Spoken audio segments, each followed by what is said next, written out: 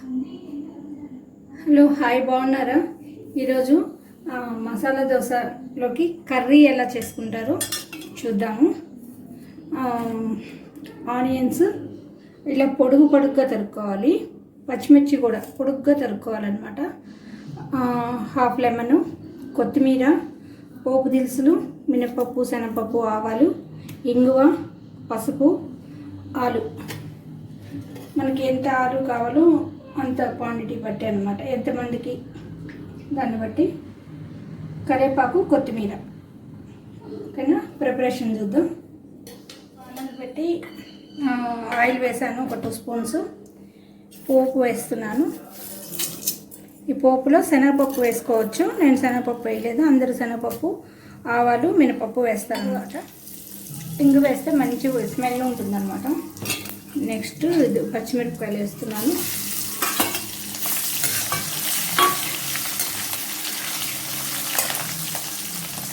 Onions,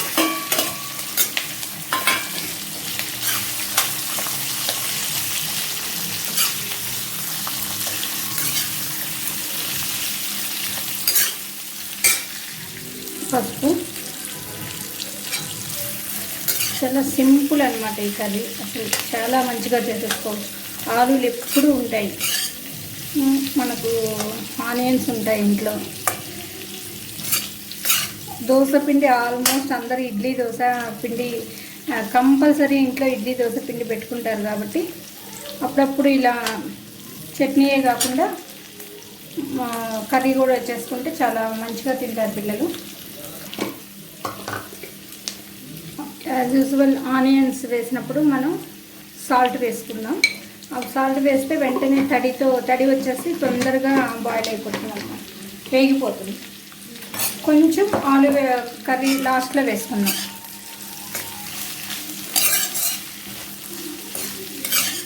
ఎప్పుడు కూడా ఏ కూర అయినా సరే వేగేటప్పుడు చక్కెర కానీ వేస్తే మంచిగా వేగుతుంది అనమాట.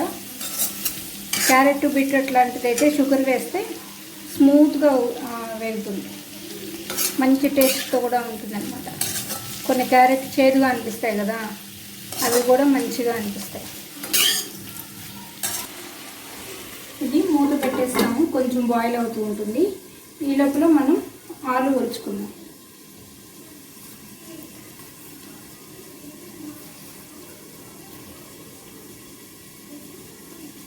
ఆలు ఉడకబెట్టాక కొంచెం ఇలా పెట్టేస్తే పక్కకి చల్లారిపోతుంది. అయినా చూసారా ఎంత పొగలు వస్తున్నాయి, చూసారా? ఇప్పుడు వేయించిన తర్వాత మనం స్టవ్ మీద పెట్టేస్తూ ఉంటారు.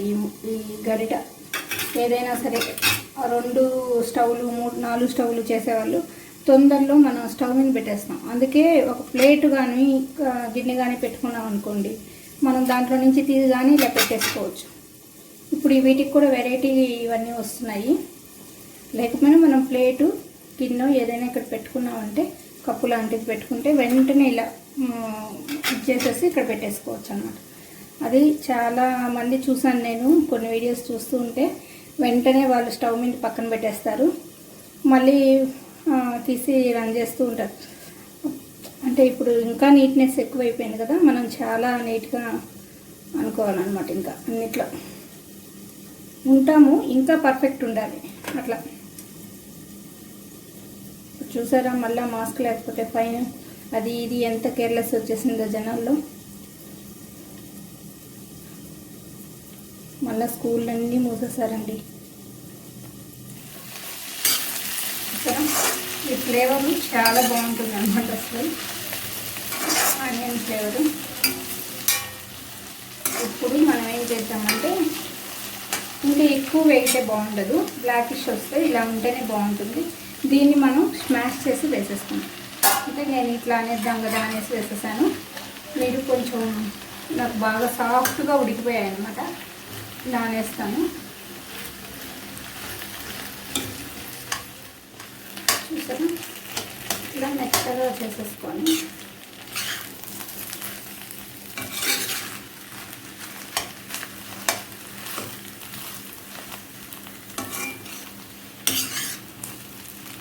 పచ్చిమిర్చి చూసారా ఎంత బాగా కనిపిస్తుందో. మనం పొడుగుగా వేసినందువల్ల పచ్చిమిర్చి చూసారా ఎట్లా ఉందో, మంచిగా ఉంది కదా. ఈ టైంలో మనం కొంచెం సాల్ట్ వేసుకోండి, కొంచెం సాల్ట్ వేసుకొని లాస్ట్ అయిపోవచ్చిందండి. మనం ఏం చేయాలి, కొత్తిమీర సన్నగా తరిగి వేసుకోవాలి. మీరు కొంచెం పోపు కానీ ఎక్కువ వేసుకుంటే ఇంకొంచెం అందంగా కనిపిస్తుంది అనమాట. పప్పులు ఎక్కువ, కొంచెం వాటర్ రవ్వ అనమాట.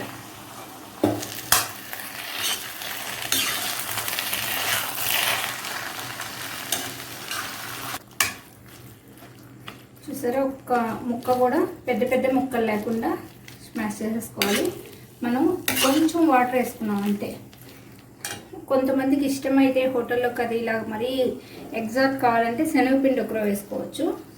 ఇప్పుడు కొత్తిమీర వేస్తున్నాను నేను, కొత్తిమీర, కరివేపాకు. నెక్స్ట్ లెమన్, పావు లెమన్ చాలు, చిన్న ముక్క.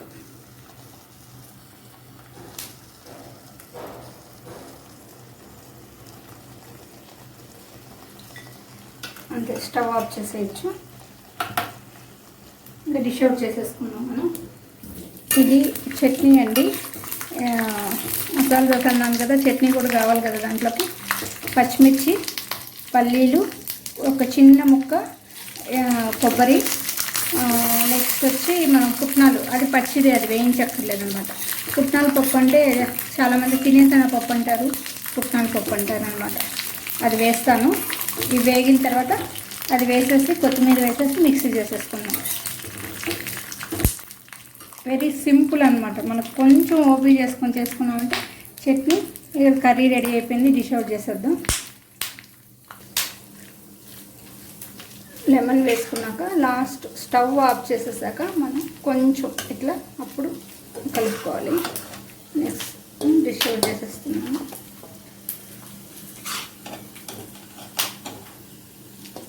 చూసారా, వెరీ సింపుల్, ఎంత సింపుల్గా అయిపోయిందో.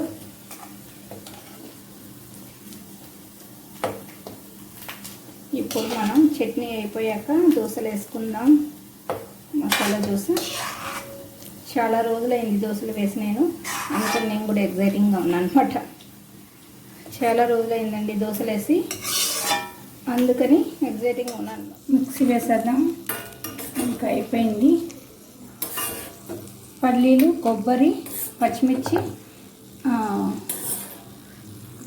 కొంచెం ఎండుమిర్చి కూడా వేసాను. ఇప్పుడు మనం పుట్నాలు వేసుకున్నాం. మామూలుగా ఉట్టి పుట్నాలు కూడా వేయచ్చు. ఈ మధ్య కొంచెం పల్లీలు వేస్తున్నా, కొంచెం రోజు పిడికెట్ పల్లీలు తినాలని అంటున్నారు కదా, మంచిది హెల్త్కి అనేసి వేస్తున్నాను. ఇప్పుడు మనం సాల్ట్ వేసుకుందాం. చట్నీ కదా సరిపోతుంది సాల్ట్. కొంచెం కొత్తిమీర కూడా వేస్తే మంచి టేస్ట్ ఉంటుంది. ఇప్పుడు మిక్సీ వేసేస్తాను, మనం ఇంకా దోశలు వేసుకోవచ్చు. సరే, బాగా పెనం కాలుతుంది. ఇప్పుడు దోశ వేస్తాను.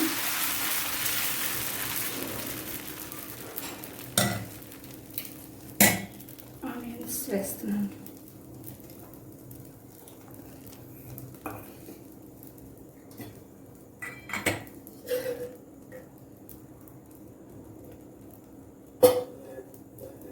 ఇంకా దోశ అంటే కొంచెం ఆయిల్ పడుతుంది, మరి వేసుకోవాలి.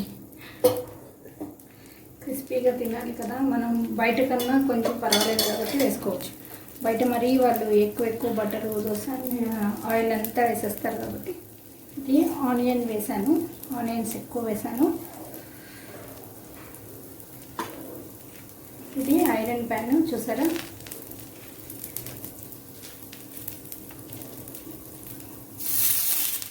కొంచెం కాలేద్దాం.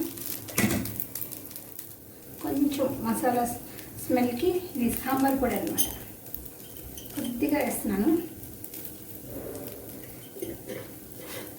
తెలుసు కదా, చూసారా మనం హోటల్లో లాగా ఇది వేసాను, పొడి వేసాను, దాన్ని ఏమంటారు, ఆనియన్స్ వేసాను.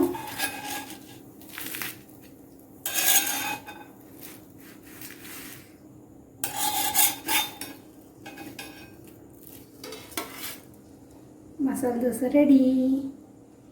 ఇది ఐరన్ ప్యాన్ కాబట్టి మనం ఎవ్రీ దోశకి అంటే 2 దోశలకు ఒకసారి ఇట్లా అనుకుంటే చాలా బాగుంటుంది. చాలా పెద్ద పెనం అన్నమాట.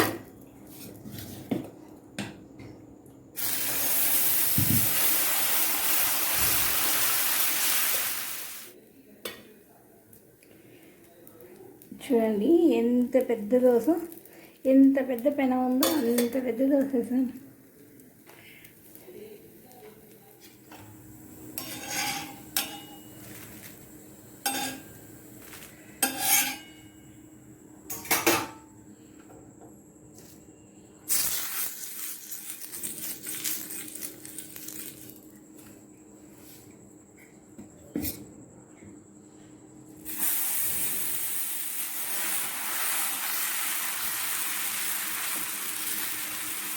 మనకి ఎలా కావాలంటే అలా వేసుకోవచ్చు. పెద్దది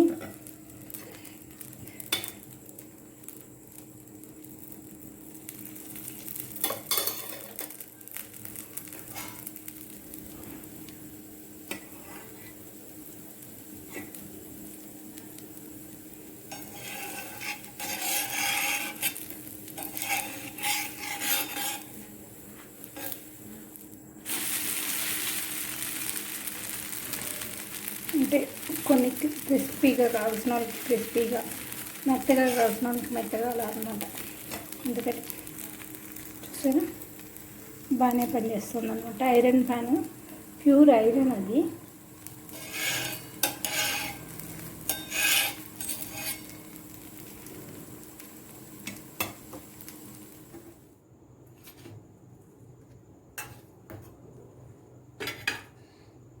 చూసారా కర్రీ రెడీ అయిపోయింది. కర్రీ వేసాం మనం. మా ఇంట్లో కర్రీ కొంచెం ఎక్కువ తింటారు కాబట్టి సైడ్ కూడా వేస్తున్నాను. పల్లి చట్నీ చేశాను, దోశ కర్రీ చేశాను. చూసారా ఎలా ఉందో.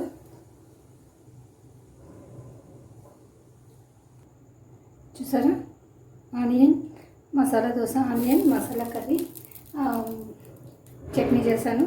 ఈజీగా, ఎంతో ఈజీగా మనం ఇంట్లో చేసేసుకున్నాం. చూసారా ఒక హాఫ్ అన్ అవర్, ఇంచుమించు 3/4 గంట పట్టింది నాకు కిచెన్లో దోశలు వేయడము. ఈ రెసిపీ నచ్చినట్లయితే లైక్ చేయండి, షేర్ చేయండి, సబ్స్క్రైబ్ చేయండి. Thank you, bye.